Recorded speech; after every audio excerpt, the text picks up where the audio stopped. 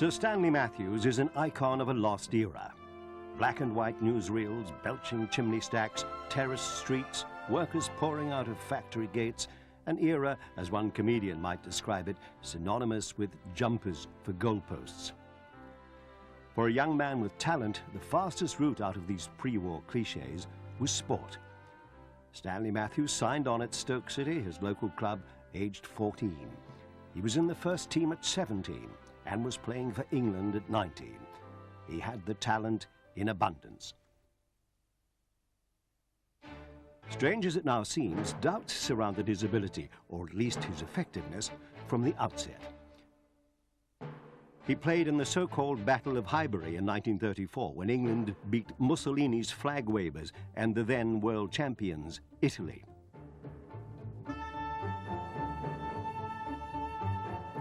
It was a vicious and sour game that reflected the politics of the time.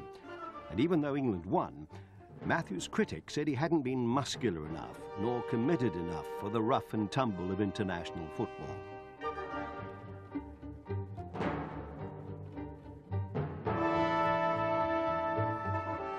His England career had had its first question mark placed against it.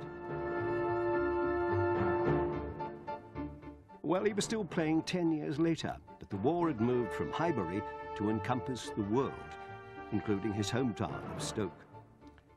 At Stoke-on-Trent, the King and Queen visit a large pottery works. A happy occasion for the work people, who give their majesties a real Stoke welcome. The King and Queen were also present to see Stoke's favourite son orchestrate the destruction of international sides on the football field. Good footwork by Matthews, England's outside right, carrying the ball to the Welsh goalmouth. By now, Matthews was a media darling. His skill, allied to his innate humility, had made him a hero, and he put thousands on the gate wherever he appeared. The scoreboard tells the history of dazzling forward play, which has seldom been equalled. For some reason, and to the consternation of the Scottish supporters, he reserved many of his finest performances of this period for the old enemy. Cataloguing the goals, we start off with Hagan opening the score for England. 60,000 thirsty throats were heard all over Manchester as Stanley Matthews, the wizard of dribble, planted a free kick on Lawton's head and the ball went in for number 2. The white-shirted English players were right on top of form. No opposition could stand up to the speed and punch of their forwards. Third goal came in a smashing kick from Carter. At this time, he was stationed near Blackpool, serving with the RAF, and was guesting for the local team. This connection would bear fruit some years later, when the war was over. And Lawton slams in another one. Now Scotland knows how Wales felt at Wembley. 11 weary Scotsmen resigned to their fate. Up came Stanley Matthews, and then there were 8 goals. Internationally, Matthews and England had reached a peak. Domestically, though, he was dogged by bad luck in the oldest cup competition of them all, the FA Cup. First talking point from this year's revived FA Cup came from the Spurs-Stoke soccer battle. Press critics started the argument by panning Stanley Matthews. They said he played a poor game and Spurs defender Ronnie Burgess was too much for him. Pathé cameras saw it differently. Here is Matthews, number 7 in stripes. And just watch him go. The man with the magic feet is still England's outside right number 1.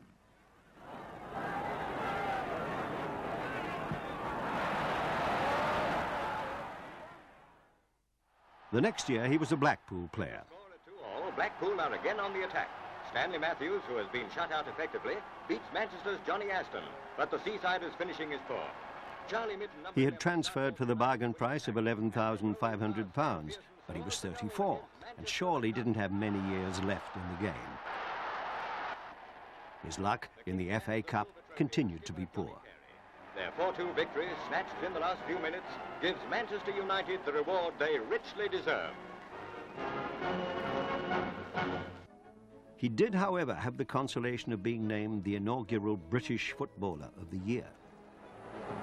Streamline Stanley, turning on speed that would do a sprinter credit, plays perhaps the greatest game in his career. It's from his centre that Johnny Hancock scores goal number 2. And it's Matthews again. What a player. Without doubt the greatest winger of all time.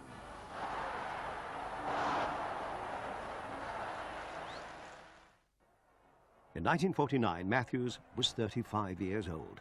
In the attack, old-timer Stanley Matthews is having a lean day. Two defenders mark him non-stop, and Billy Steele is there to help them out. And England were considering alternatives for his position. But the strongest case for including him came when they left him out. It's a great day for the Irish.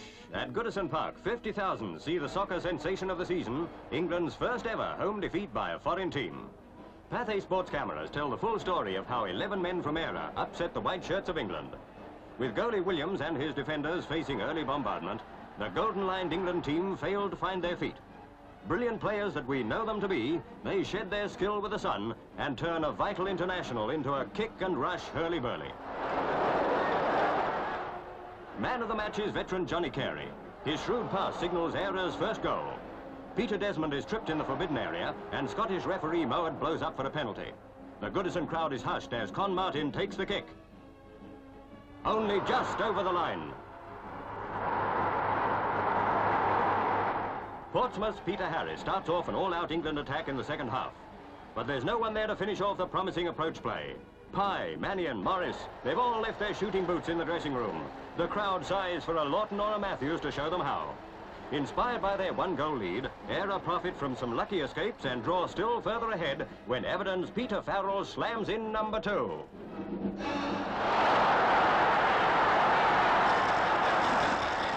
The England forwards keep plugging away, but Lady Luck favours the Irish. Say the critics to the selectors, how about bringing back Lawton and Matthews? Blackpool are keeping up the pressure.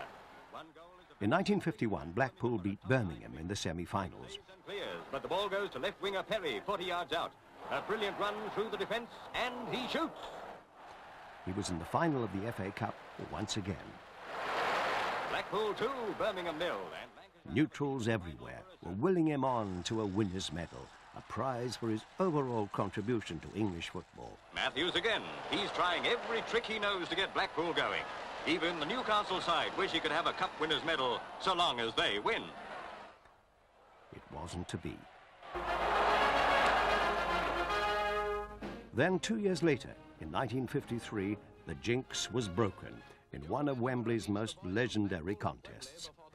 This match has been known ever since as the Matthews Cup Final, something he himself found excruciatingly embarrassing. Bolton have looked the better team right the way through the first half. In the Blackpool goal, Farm faces a shot from Langton. He and Lofthouse miss, and there's another one. Bolton are 2, Blackpool still 1.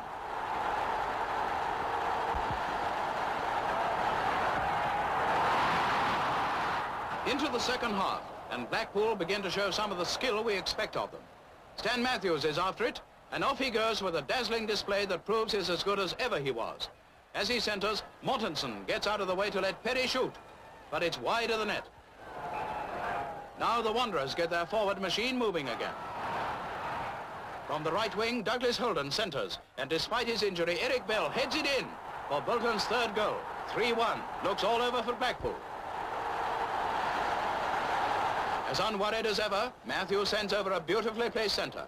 Goalkeeper Hansen tries to check it, but Stan Mortensen forces it in. Bolton 3, Blackpool 2. Mortensen's hurt his right leg, but wild horses couldn't keep him off the pitch at this stage of the game. Douglas Holden leads the Wanderers on an offensive. Up near the goal mouth, Lofthouse gets on with the good work. Lofthouse centres, but goalie Farm is there to deal with the situation this time. His clearance upfield sets his teammates on another attack. There's a foul. One of the players took quite a knock, and the ref awards Blackpool a free kick. Mortensen takes it. He's done it. It's in. Blackpool and Bolton are on even terms with 3 goals apiece. Matthews again, giving the game everything he's got. In the Bolton goal, Hansen gets ready for work. The great little wizard has it again. A flick to centre finds Perry, who crashes it home into the Bolton net.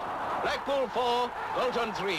There's no doubt about it now. Matthews, recently ignored by the England selectors, is the man of the match. What a great reception he gets from all at Wembley as the whistle goes. Matthews, in his third cup final, is the hero of the day. Her Majesty the Queen rises to greet the two teams and to award the cup. And here come the winners, gallant Blackpool, who turned what seemed defeat into one of the most dramatic victories ever seen at Wembley. Their captain, Harry Johnston, receives the most coveted football trophy of them all.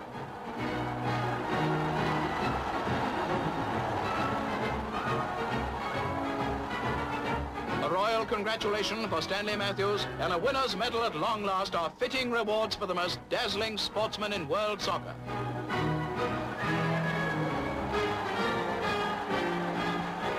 The Queen waves a last farewell to the crowds as Harry Johnston and Stanley Matthews take the cup to Blackpool.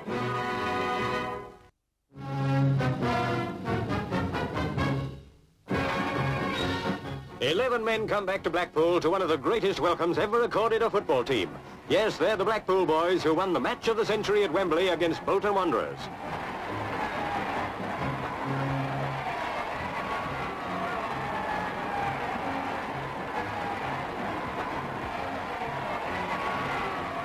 Heading towards the tower, the procession continues its triumphal journey. 100,000 loyal fans give a cup winner's reception to Harry Johnston and his team. But there's a special cheer for man of the match, Stanley Matthews. The coach arrives at Blackpool's town hall, and 15,000 people surge forward for a closer glimpse of their heroes.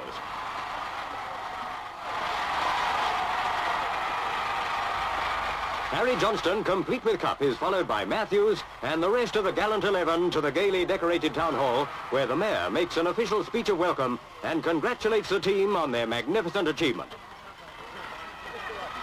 The crowd roars for Matthews, at long last a holder of a cup winner's medal. Modestly, he replies.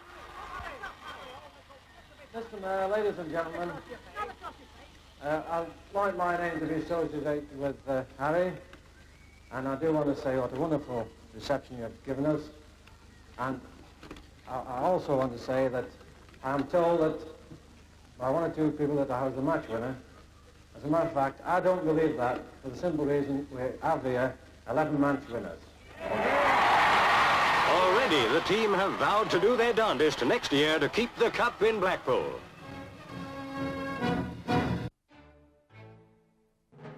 In that same year of 1953, the international team received a dramatic shock. It came from an unexpected quarter. Hungary were plotting England's downfall.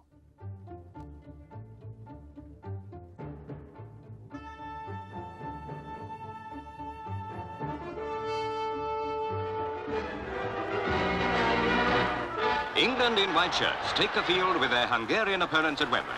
100,000 people put up the houseful notice as the visitors, recognized as the best side in Europe, immediately swing to the attack. Hidikuti receives and he bangs it past Merrick for a goal. Hungary one up in the first 45 seconds. The Hungarian captain slips it over to Hidikuti, who shakes the net with goal number 2. Now Hungary are really in their stride. Puskas, with superb control, crashes in yet another. 3-1 to the visitors. Alf Ramsey has it. He draws the defence before flicking it to Matthews on the wing. The little wizard whips it into the centre, where Mortensen gives Grosics a spot of work.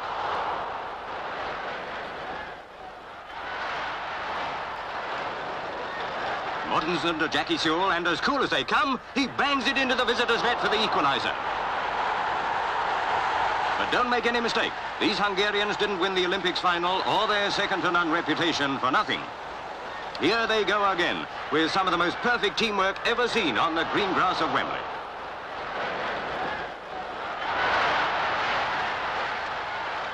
And Bosic takes a free kick, and Puskas finishes the job.